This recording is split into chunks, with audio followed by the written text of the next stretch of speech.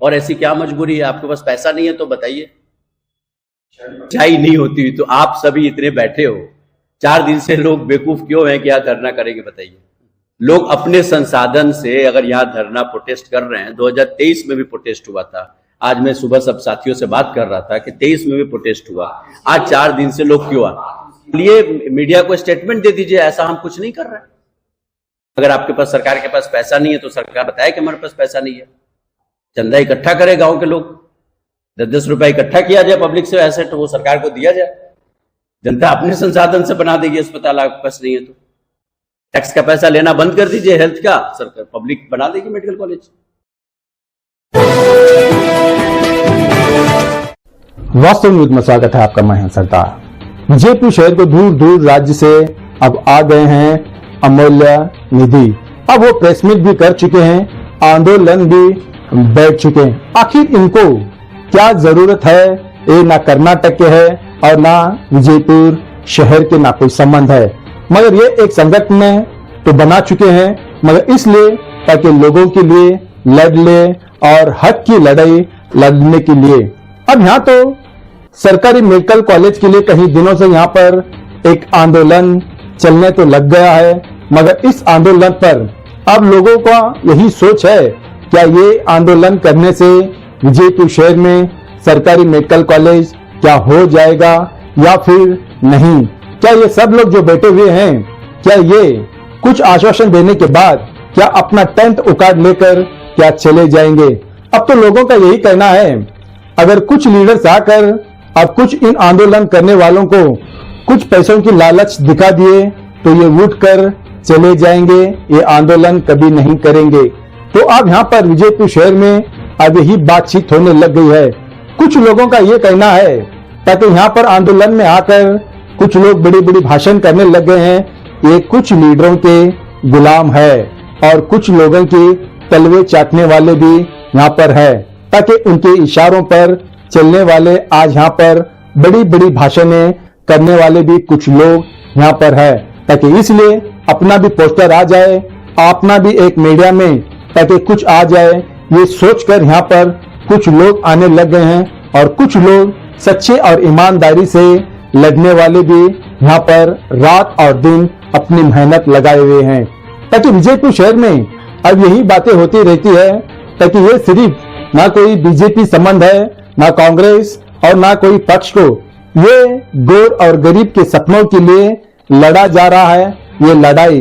ताकि अब यहाँ पर लीडरों के तो दुकान बंद हो जाते हैं, ये सबको पता है, मगर कोई भी कुछ यहाँ पर नहीं कह पाता, सब खामोशी रहते हैं। मगर आंदोलन का नाम कुछ दूसरा दिया गया है, मगर ये क्यों नहीं कहते, ताकि कुछ लोग लीडर्स, बड़े बड़े कॉलेज है, बड़े बड़े मेडिकल कॉलेज है, वो आज पॉलिटिक्स में बड़े नामी व्यक्ति है, ताकि वो क्यों आकर यहाँ पर भाषण नहीं कर पा रहे, वो क्यों साथ नहीं दे पा रहे, ताकि विजयपुर शहर में कहीं हजारों एकड़ जमीनें ऐसे ही खाली पड़ गए हैं, ताकि उस पर कर सकते हैं मेडिकल कॉलेज, मगर क्यों नहीं कर पा रहे।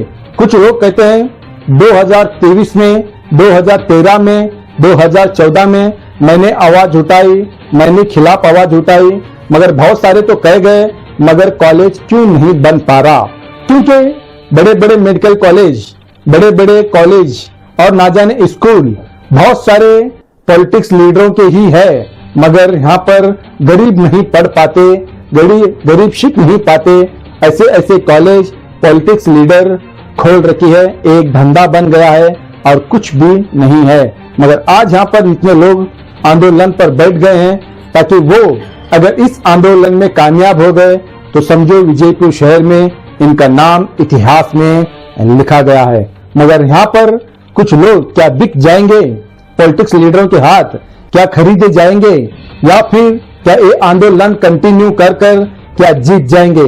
अब तो ये क्वेश्चन मार्क है, ताकि अब आते दिनों में पता चल जाएगा, क्या ये टेंट उकड़ गया तो समझो रिश्वत में बिक गए। ये मैं नहीं कहता, विजयपुर शहर में आज चाय पर, होटलों में चर्चे पर एक बातें होती रहती है, ताकि इसलिए बहुत सारे लोग अपने अपने कुछ लोग हैं यहाँ पर, कुछ लीडरों के हाथ गुलाम है, क्योंकि उनके खिलाफ तुम आवाज नहीं उठा सकते, ताकि इसलिए लोग यही कहते हैं कि आज या कल अगर टेंट उकड़ गया तो समझो खरीदार इनको खरीद ले लिया।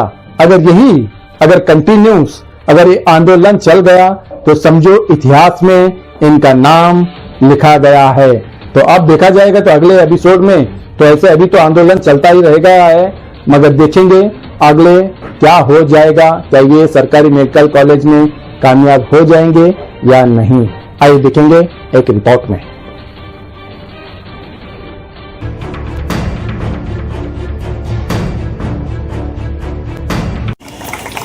ಅದೇ ರೀತಿ ಆತ್ಮೀಯ ಮಿತ್ರರು, ಸಾಮಾಜಿಕ ಚಿಂತಕರು, ಹೋರಾಟಗಾರರಾಗಿರುವಂಥ ಸಿಟಿಜನ್ ಫೋರಂನ ಅಧ್ಯಕ್ಷರು, ಹಾಗೆ ಹ್ಯೂಮನ್ ರೈಟ್ಸ್ನ ಸದಸ್ಯರು ಆಗಿರುವಂಥ ಆತ್ಮೀಯರಾಗಿರುವಂಥ ಬಕ್ಷಿಯವರನ್ನು ಕೂಡ ಬಕ್ಷಿಯವರನ್ನು ಕೂಡ ಸ್ವಾಗತವನ್ನು ವಹಿಸ್ತಾರೆ. ಹಾಗೆ ನಮ್ಮ ಮಧ್ಯದಲ್ಲಿ ಹಿರಿಯ ನ್ಯಾಯವಾದಿಗಳು ಸತತ ನಮ್ಮ ಹೋರಾಟಕ್ಕೆ ಬೆಂಬಲಿಸ್ತಾ ಇವತ್ತು ನಮ್ಮ ವೇದಿಕೆ ಮೇಲೆ ಬಂದು ಮತ್ತೊಮ್ಮೆ ಈ ವೇದಿಕೆ ಮೇಲೆ ಬೆಂಬಲಿಸಲಿಕ್ಕೆ ಆಗಮಿಸಿರುವಂಥ ಶ್ರೀಮತಿ ವಿದ್ಯಾವತಿ ಅಂಕಲ್ಗಿ ಮೇಡಮ್ ಅವರಿಗೆ ಕೂಡ ಸ್ವಾಗತವನ್ನು ಬಯಸ್ತಾರೆ. ಇವತ್ತಿನ ಈ ಒಂದು ಪ್ರತಿಭಟನಾ ಒಂದು ಧರಣಿ ಸತ್ಯಾಗ್ರಹವನ್ನು ಉದ್ದೇಶಿಸಿ ನಮ್ಮೆಲ್ಲರ ನಾಯಕರಾಗಿರುವಂಥ ಸನ್ಮಾನ್ಯ ಶ್ರೀ ಬಸನಗೌಡ ಹರನಾಳ್ ಅವರು ನಮ್ಮನ್ನು ಉದ್ದೇಶಿಸಿ ಮಾತನಾಡಬೇಕಂತೇಳಿ ವಿನಂತಿಸಿ.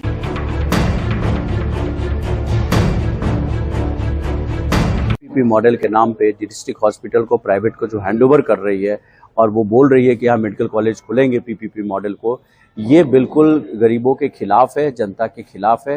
ये पूरा प्रपोजल जो है सरकार यहाँ बीजापुर में ही नहीं बल्कि 9 जिला अस्पतालों को देने की कोशिश जो कर रही है, ये पूरा लोगों के खिलाफ है। ये नीति आयोग का प्रपोजल है 2019 का, उसके 20-21 में लगातार नीति आयोग की कोशिश कर रही है। तो पूरे देश के सारे अस्पतालों को 2017 में मिनिस्ट्री ऑफ फाइनेंस ने सर्कुलर लाया, जिसके अंतर्गत वो बोल रहे हैं कि पब्लिक एसेट को डी इन्वेस्टमेंट करेंगे, उसको प्राइवेट बिडर्स देंगे, उसकी गाइडलाइंस बना रहे हैं। तो ये पूरा प्रपोजल कर्नाटक सरकार जो लाने की कोशिश कर रही है, ये लोगों के खिलाफ है, जनता के खिलाफ है। जनता का अस्पताल जनता के हाथों में होना चाहिए, कॉर्पोरेट के हाथों में नहीं होना चाहिए।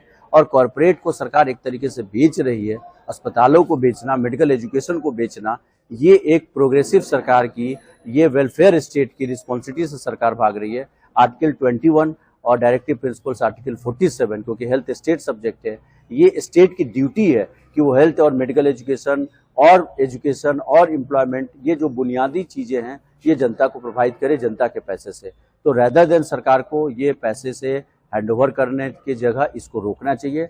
और हम चाहते हैं कि सरकार इसको रोके और तत्काल ये जो भी प्रपोजल है, चाहे वो कैबिनेट नोट्स हो, चाहे सर्कुलर हो, चाहे वो टेंडर हो, जो भी है, इसको तत्काल निरस्त करे। अगर ये निरस्त नहीं करेगी तो जन स्वास्थ्य अभियान इंडिया, कर्नाटका जन आरोग्य चळवळी और बाकी जितने तमाम संगठन है पूरे देश में इसको, और पूरे कर्नाटका के हर जिलों में संघर्ष चल रहा है। यहाँ लोग 4-5-6 पिछले 1 महीने से संघर्ष कर रहे हैं, और सारे तमाम संगठन। तो जनता को आप परेशान न करें और इस तत्काल को वापस लिया जाए, ये हमारी डिमांड है। कॉरपोरेट के हाथों में जनता का अस्पताल न दे, बल्कि अपने इन्वेस्ट करके सरकारी संसाधन से मेडिकल कॉलेज खोला जाए, एम्स बनाया जाए, मेडिकल कॉलेज यहाँ पे खोलें और मेडिकल एडमिशन जो है यहाँ के गरीब लोगों को मिले।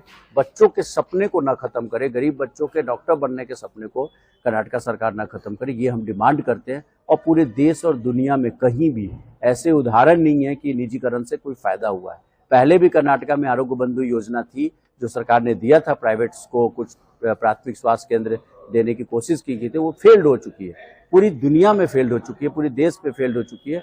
तो इस अनसक्सेसफुल मॉडल को, असफल मॉडल को सरकार को वापस लेना चाहिए और किसी प्रकार के कॉरपोरेट के और किसी प्रकार के केंद्र सरकार के या नीति आयोग के आगे झुक के कोई इस तरीके का चीज़ें नहीं करना चाहिए। जनता के पूरी तरीके से खिलाफ है। जन स्वास्थ्य अभियान इंडिया इसका विरोध करता है। देखिए, सरकार के पास, कर्नाटका सरकार के पास संसाधन की कोई कमी नहीं है, और ये मेडिकल कॉलेज जो है यहाँ पे, ये आराम से सरकार पर ज़मीन यहाँ पे ऑलरेडी है, इंफ्रास्ट्रक्चर भी यहाँ है, हॉस्पिटल इतना बड़ा हॉस्पिटल है। तो आपको बहुत कम संसाधन में 50 से 100 करोड़ के रुपये के अंतर्गत आप मेडिकल कॉलेज खोल सकते हो, क्योंकि आपके पास संसाधन है खुद का। तो संसाधन की सरकार के पास कोई समस्या नहीं है। केंद्र सरकार, कर्नाटका सरकार एक सक्षम सरकार है, ये यूपी और बिहार जैसी ये नहीं है, और सक्षम सरकार है तो सरकार खोल सकती है। तो सरकार की ऐसी क्या मजबूरी है कि सरकार इसको बेच रही है? सरकार हेल्थ सेस लेती है, सरकार को तो बजट बढ़ाना चाहिए, और बजट बढ़ा के सरकार ये कर सकती है, और सरकार के पास पोटेंशियल्स है। सरकार को एक नया मॉडल डेवलप करना चाहिए, और पब्लिक पैसे की कोई कमी नहीं है। किसी, ये पूरे लैंड ग्रैबिंग का एक चाल है। 150 एकड़ की जमीन है, ये जमीन को ग्रैब करने के लिए कॉर्पोरेट के दबाव में ये सरकार करना चाहती है। हेल्थ और एजुकेशन बिक्री के लिए नहीं है, हेल्थ एजुकेशन सेल के लिए नहीं होता है, हेल्थ एजुकेशन वेलफेयर स्टेट की रिस्पॉन्सिबिलिटीज है। तो सरकार के पास संसाधन की कमी नहीं है, और सरकार को जो बाकी राज्यों में, राजस्थान जैसे राज्यों में राइट टू हेल्थ एक्ट है, यहाँ पे राइट टू हेल्थ एक्ट लाना चाहिए। लोगों को गारंटेड हेल्थ सर्विसेज देने चाहिए, ज्यादा फ्री हेल्थ सर्विसेज देने चाहिए।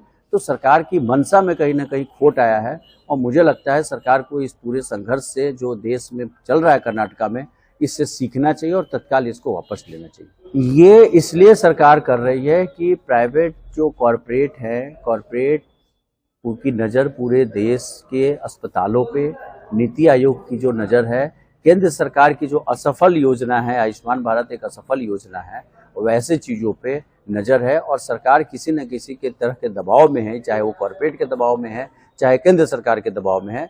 तो ये दबाव से सरकार को वापस लेना चाहिए। दबाव में वो सरकार दे रही है और इसको प्रॉफिट का मुद्दा बना रही है सरकार को, और लोगों के अस्पतालों को बेच के उससे पैसा कमाना चाहती है। तो सरकार के मंशा पे कई सवाल है कर्नाटका सरकार के, जो कि इनके मैनिफेस्टो में, खुद के मैनिफेस्टो में नहीं लिखा है। इन्होंने जब कर्नाटका सरकार ने चुनाव के समय जो मैनिफेस्टो लाई थी, उन्होंने बोला था कि हम स्वास्थ्य सेवा मजबूत करेंगे, उन्होंने मैनिफेस्टो में लिखा था। तो आप मजबूत करने की जगह उसको कमजोर कर रहे हैं। तो ये किसी दबाव में कर रहे हैं, और इसको सरकार को तत्काल निरस्त करना चाहिए। पिछले 1 महीना से स्ट्रगल चल रहा है, पूरे अलग अलग जिलों में कर रहा है, अलग अलग आंदोलन करने। कर्नाटका जन आरोग्य चळवळी ने तो हर जगह पे ज्ञापन उनको दिए है, लिखा है अखबारों में, जहाँ पे संघर्ष चल रहा है, चाहे वो दलित मूवमेंट्स के साथी हो, फार्मर्स मूवमेंट के साथी हो, आदिवासी मूवमेंट के साथी हो, सारे लोग, इस किसानों के मुद्दे साथी हो, सोशलिस्ट लोग हो, सभी अलग अलग संगठन के लोग। तो सरकार को सीखना चाहिए, सरकार के अपने लोग ही, कल ही यहाँ पे जो मंत्री आए थे वो भी बोल के गए थे कि उन्होंने भी बोला है कि मैं जाके बात करूंगा। तो सरकार को इसको लागू करना चाहिए, और केंद्र सरकार के इस तरीके से खोखले दावे और गलत नीतियों को विरोध करना चाहिए। और कर्नाटका सरकार से हमें ये उम्मीद नहीं थी, और प्रगतिशील सोच रखे इसको वापस ले। अमूल्य निधि, जन स्वास्थ्य अभियान, इंडिया।